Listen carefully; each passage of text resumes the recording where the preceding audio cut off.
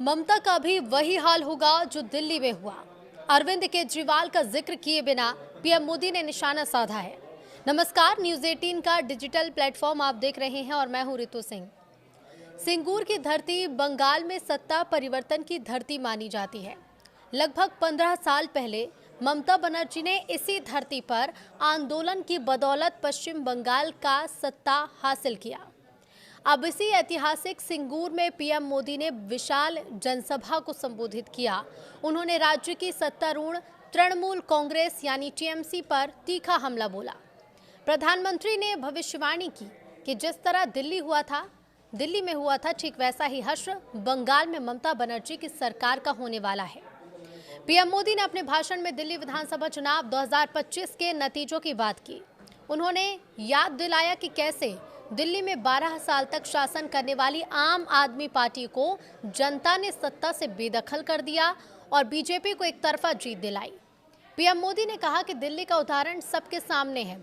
वहां भी एक ऐसी सरकार थी जो केंद्र की जनहितकारी योजनाओं के बीच में दीवार बनाकर खड़ी थी।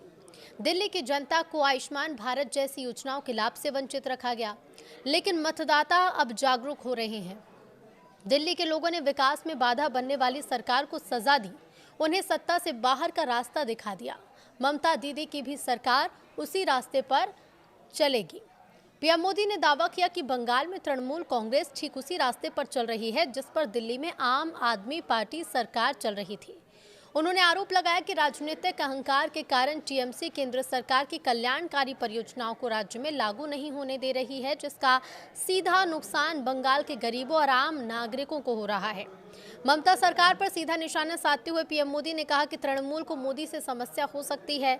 बीजेपी के साथ उनका राजनीतिक टकराव भी समझ में आता है, लेकिन अफसोस की बात यह है कि उन्होंने बंगाल की जनता को ही अपना दुश्मन मान लिया है और इसी दुश्मनी और नफरत के कारण तृणमूल सरकार गरीबों के हक को मार रही है और उन्हें केंद्र की सुविधाओं से वंचित रख रही है।